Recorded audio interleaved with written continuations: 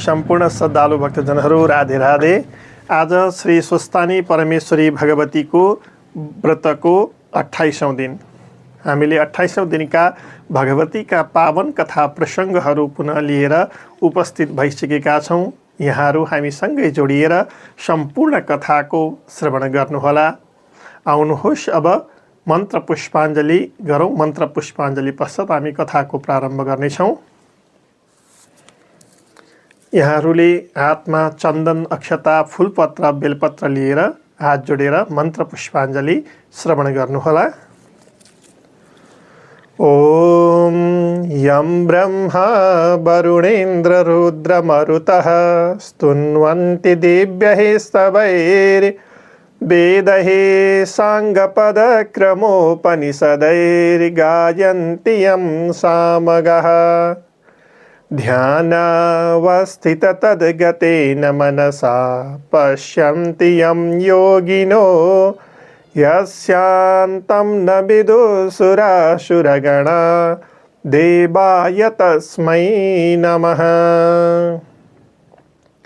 श्रीमच्चन्दनचर्चितोज्ज्वलवपुः शुक्लाम्बरा मल्लिका मालालङ्कृतकुण्डला प्रविलसन् मुक्तावली शोभिता सर्वज्ञाननिदानपुस्तकधरा रुद्राक्षमालाकरा वाग्देवी वदनाम्बुजे वसतु मे त्रैलोक्यमाता चिरम्।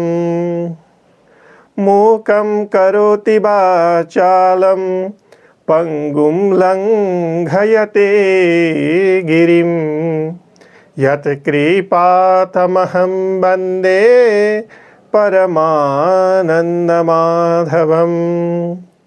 नमो भगवते तस्मै व्यासायामित तेजसे यस्य प्रसादवक्ष्यामि नारायण कथामिमां।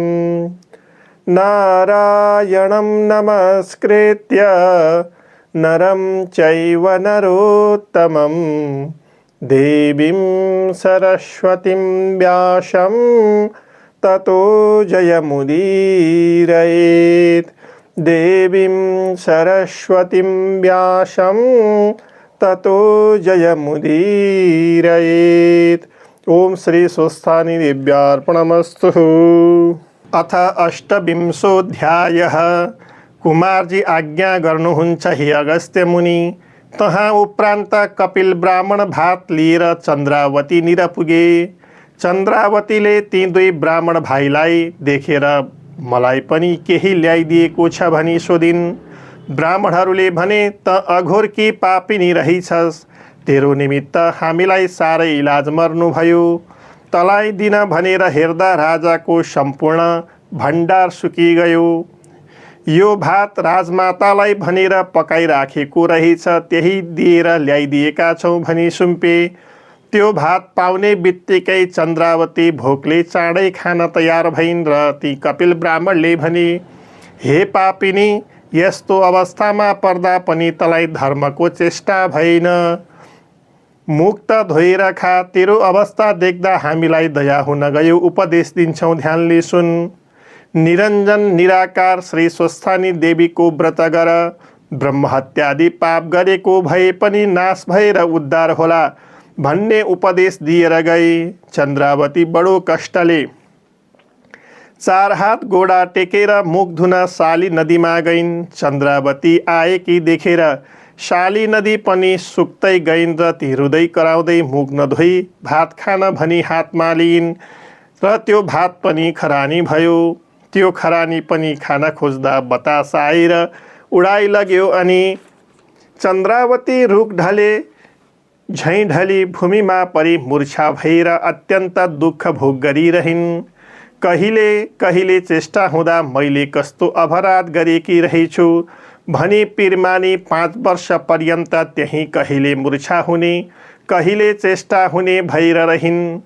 पौष शुक्ल पूर्णिमा आयो र स्वर्गदेखि अप्सराहरू श्री स्वस्थानी माताको व्रत प्रारम्भ गर्न शाली नदीका तीरमा स्नान गर्न आए। तिनीहरूलाई देखेर नजिक गई तपाईहरू को हुनुहुन्छ? म पापिनी हिँड्न डुल्न सक्दिन, कसैले केही पनि दिँदैन।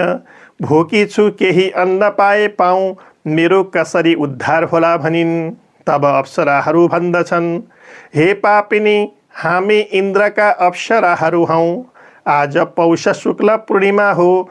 श्री स्वस्थानीको व्रत आरम्भ गर्न स्वर्गदेखि आएका हौँ। तेरो दशा देखेर हामीलाई पनि अत्यन्त करुणा भयो।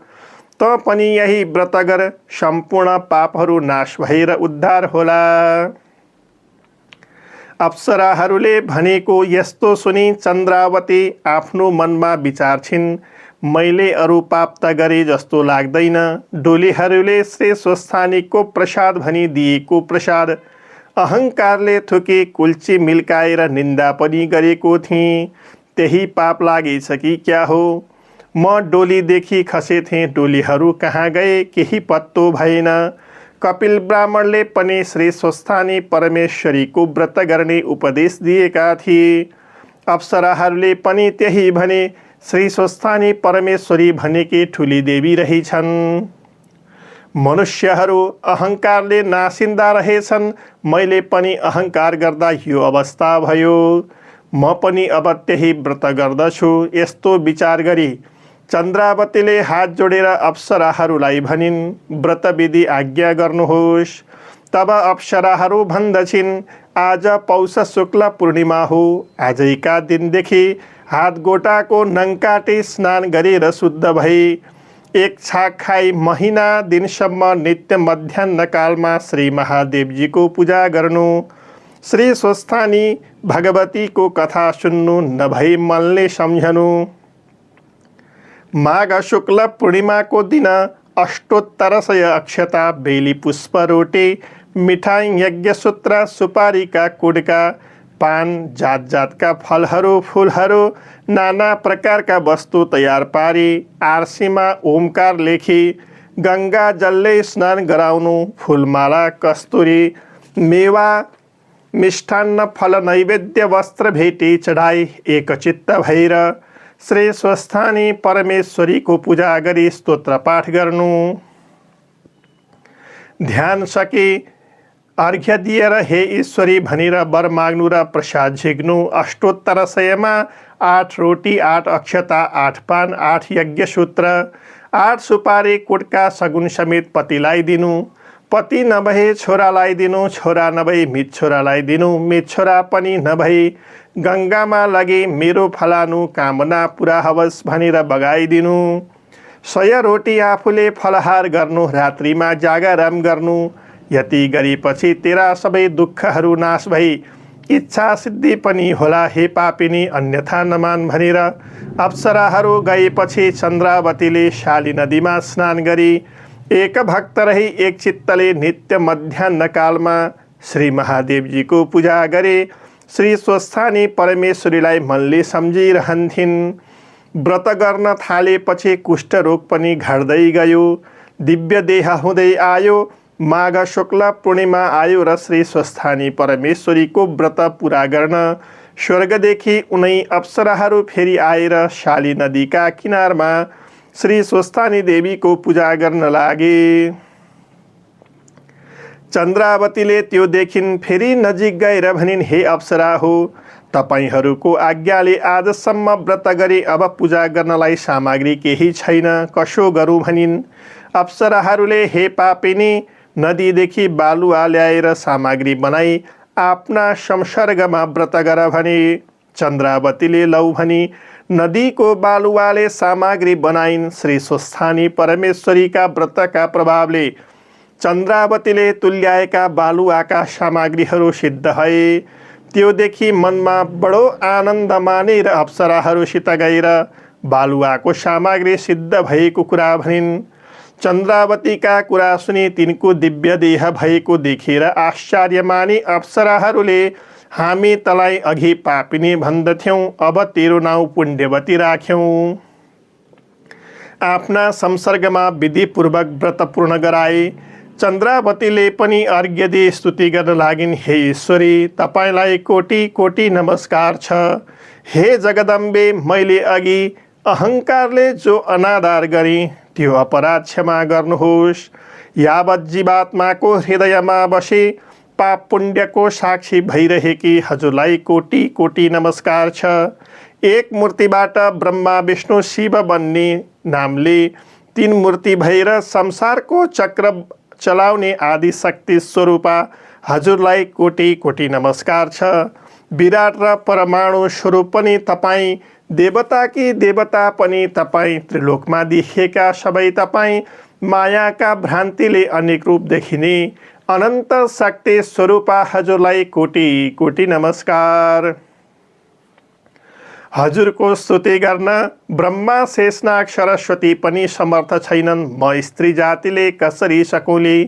तसर्थ यस पापिनीका पूजादेखि प्रसन्न भएर यो अर्घ्य लिनुहोस् भनेर अर्घ्य दिइन्। त्यसपछि पूजा समाप्त भयो र अप्सराहरू विदा भई स्वर्गमा गए। अनि चन्द्रावती साली नदीका किनारमा खरको झुपडी बनाई श्री स्वस्थानी परमेश्वरीलाई मनले सम्झे रात्रिमा जागरण बसिन्।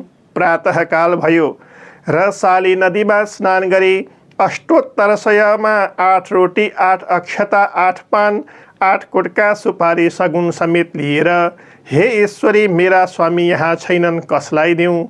मेरा पति राजा नवरासित चाँडै भेट होस् भनी साली नदीमा बगाइदिन्। यसरी 100 रोटी आफूले फलाहार गरिन्। अनि श्री स्वस्थानी परमेश्वरीका व्रतका प्रभावले चन्द्रावतीको पाप रोग निको भई अघिभन्दा पनि दिव्य देह भयो। त्यो देखेर मनमा बडो आनन्द मान्दै धन्य श्री स्वस्थानी परमेश्वरी बारम्बार प्रणाम गर्दै भइन्। इति श्री स्कन्द पुराणे केदारखण्डे माघ महात्म्ये कुमार अगस्त्य संवादे श्री स्वस्थानी परमेश्वर्या व्रतकथायां चन्द्रावती व्रतकृतं नाम 28 ओम नारायण हरि हरि। अथ मंत्र पुष्पांजलि। ओम उपनयतु मंगलम वह सकल जगन मंगलालयः श्रीमान दिनकर किरण निबोधित नवनलिन दल निवेक्षणः कृष्णः। काले वर्षतु पर्जन्य पृथिवी शस्यशालिनी देशोऽयं क्षोभरहितो ब्राह्मणः सन्तु निर्भया। अपुत्रः पुत्रिणः सन्तु पुत्रिणः सन्तु पौत्रिणः।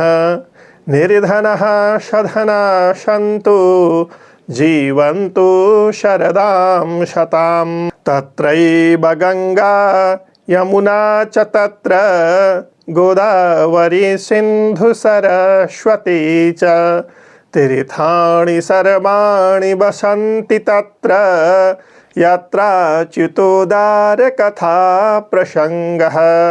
या कुन्द्यन्द्युतसारहारधवला या शुभ्रवस्त्राविता या वीणा वरदण्डमण्डितकरा या श्वेतपद्मासना या ब्रह्माच्युतशङ्करप्रभृतिभिर्देवैः सदा वन्दिता सा मां पातु सरस्वती भगवती निःशेषजाड्यापः। कायेन वाचा मनसेन्द्रियैर्वा बुद्ध्यात्मना वा प्रकृतेः स्वभावात् करोमि यद् यद् सकलं परस्मै नारायणायेति समर्पयेतत् नारायणायेति समर्पयेतत्। ओम श्री स्वस्थानी देव्यार्पणमस्तु। जय बोलो श्री स्वस्थानी माता को जय। भक्तवत्सल भगवान को जय। देवादिदेव महादेव को जय। सम्पूर्ण श्रद्धालु भक्तजनहरू, यहाँहरूका सम्पूर्ण मनोरथ कामनाहरू माता श्री स्वस्थानी परमेश्वरीका कृपाले परिपूर्ण हुन्। यहाँहरूका सम्पूर्ण परिवारमा सुख शान्ति समृद्धि छाइराखोस् र यहाँको दिन मङ्गलमय बितोस्। पुनः हामी कथाका प्रसङ्गहरू लिएर आउनेछौँ। अवश्यमेव श्रवण गर्नुहोला। राधे राधे।